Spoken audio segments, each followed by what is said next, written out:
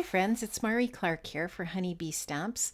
I am going to be making a couple of cards here for you today, and I want to show you the different products from Honeybee that I'm going to be using, including the Mountain Z Fold card honeycut dies.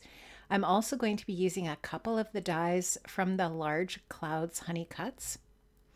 I'm going to be using a couple of sentiments from the Everything Wonderful stamp set. This is just a beautiful stamp set, and it has such a really nice variety of different sentiments. I really love this stamp set, and I've used it tons since I purchased it. I'm also going to be using some of the one of the background stencils from the Winter Wonder background stencil set. So those are the products that I'm going to be using. Now let's get to the process. First of all, I just want to show you, I've got the dies all laid out that I'm going to be using from the Mountain Z Fold card die set and the Large Clouds honeycuts.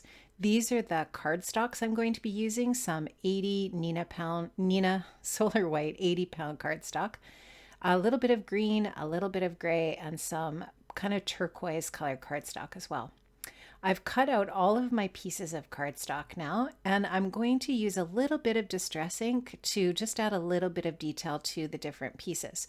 So to the trees from the Mountain Z Fold card set, I'm going to add a little bit of Mowed Lawn Distress Oxide ink, and this is just going to create a little bit of dimension on the cardstock. I'm going to add a little bit of black soot to my gray cardstock to the mountain areas, just to the edges. And once again, it's just going to add a little bit of detail to the cardstock so that it doesn't look, quite as plain. It just kind of gives it a little bit more dimension in that way. I'm also going to blend that black soot with a little bit of hickory smoke ink and just to blend out that black on that gray cardstock. So you'll just see me going in here with another brush, and I'm just going to blend out that black soot, and just so that it doesn't look quite as stark. And I just like how this looks when it's all finished. Just a really super easy way to add some detail to your cardstock when you're creating a card. So once I've got that all done, I'll add the clouds from the Large Clouds honeycuts that I've cut out of white. And what my idea is to layer these over top of the Mountain Z Fold card cloud layer. And I'm going to add a little bit of peacock feather Distress Oxide ink as well, just to the very edges of these clouds, just to give them once again that little bit of detail, make them look a little bit more interesting on my card. And when I'm all ready to go, I'm going to just kind of take I'm going to take a pencil and just add a little bit of a line on that cloud where I need to trim that off so that it doesn't hang over the edge of where that Z Fold card piece is going to fold onto my card base. So I'm going to just trim this off so that this cloud is going to be even with that score line on that cloud layer. Just going to trim that off with my Tim Holtz trimmer here, right on that pencil line that I created. So now this is all ready to adhere down to that base. So I've got a little bit of tape runner on the back of that. I'm just going to adhere that down.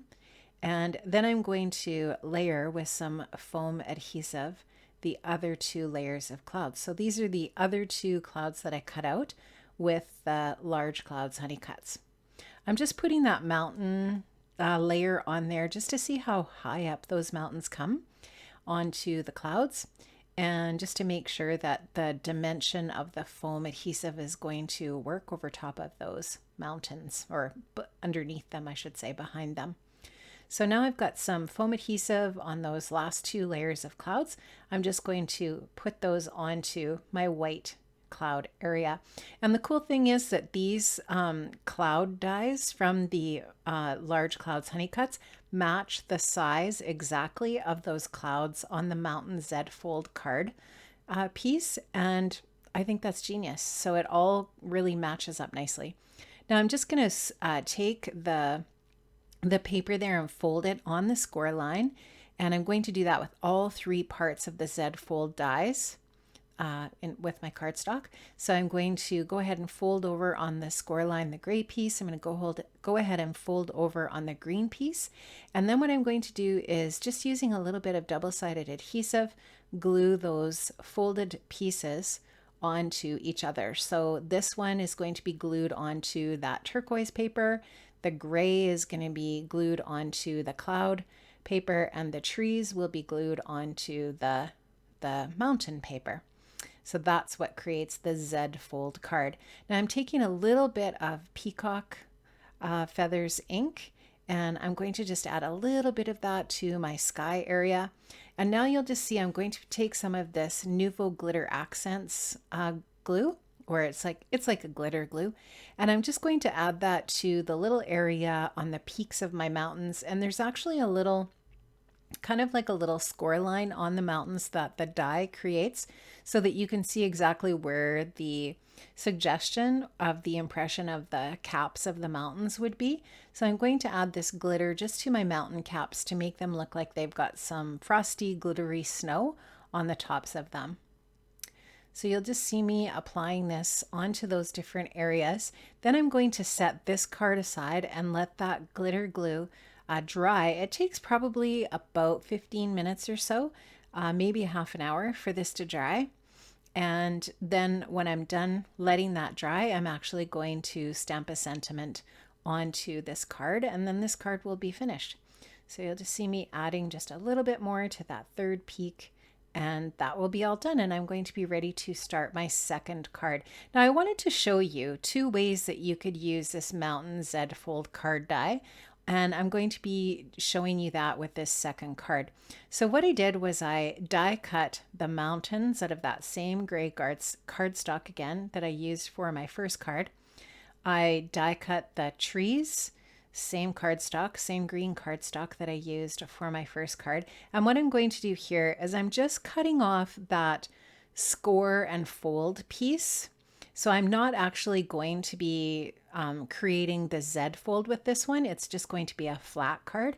So I wanted to cut that flap off of those two pieces, the trees and the mountains. And I've done that. And now I'm just going to go ahead and use that same technique of putting the ink on for that extra dimension and depth.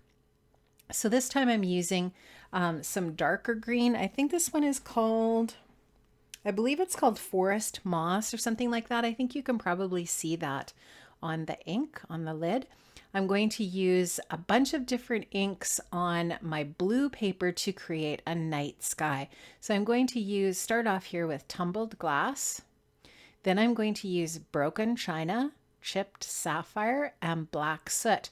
And the nice thing about the turquoise paper is you don't have to work quite as hard with your ink blending. You don't have to use quite as much ink because there's already a layer of color there with that blue cardstock. So you saw me put the Tumbled Glass on. Now I'm going in with the Broken China, just going over a little bit back over the Tumbled Glass and down below it to where the Chipped Sapphire is going to be.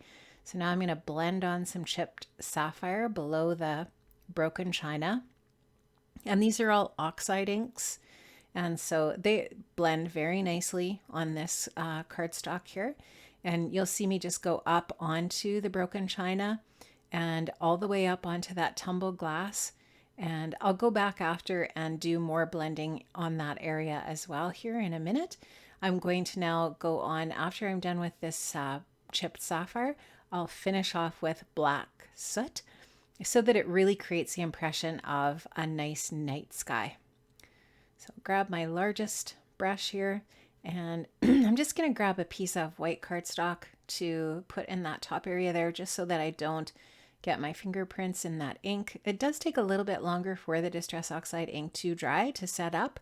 So it's just something I like to do, is just make sure I'm not putting my fingers where the ink is.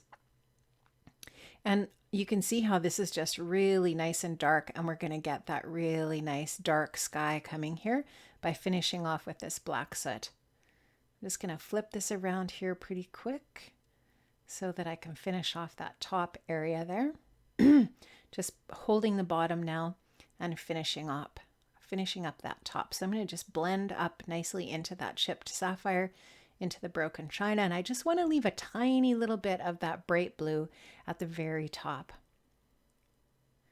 You'll just see me now going in with my broken china, or I should say my chipped sapphire brush, and just making sure that those colors are all nicely blended together. And I just love how this looks. I think it just looks like a nice night sky.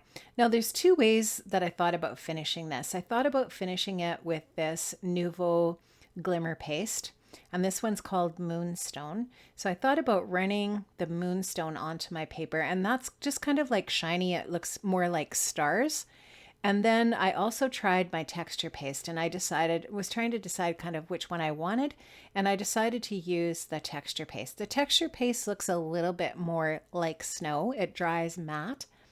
But I am going to be using this stencil from the Winter Wonder background stencil set. I love this stencil. It is so cool. And it's really, really easy to make that impression of a starry sky or a snowy sky, whichever you're going for. So like I said, that glimmer paste probably would look a little bit more like stars than the matte texture paste. But I just liked I thought the impact was a little bit more what I was going for here on this night sky with this matte texture paste. So here you'll see the reveal here, how nice that looks on that Distress blend. And I really like that look, and I like how it's going to provide a nice backdrop for my little scene that I'm creating here. So I'm going to mount my mountains on there and then my trees. I'm going to pop my trees up on some foam adhesive, and you can see that I added that same glitter glue accent to my mountain caps so that it just looks like shimmery, shiny snow on there. And you know, when I was making these cards, I thought that I was thinking about some people that I know that are in my life that just need a little bit of a boost right now, that just would really love to get just a really nice card with a nice little sort of like a sentiment that might be a nice little pick me up, or let them know that people are thinking about them. And so that's what I was going for. And this card I just think looks so peaceful. And just when I look at that, it reminds me of home, because even though I'm not right near the mountains, they're close by. And I live where it snows, and, you know, just a beautiful snowy or starry night in the winter, like super peaceful.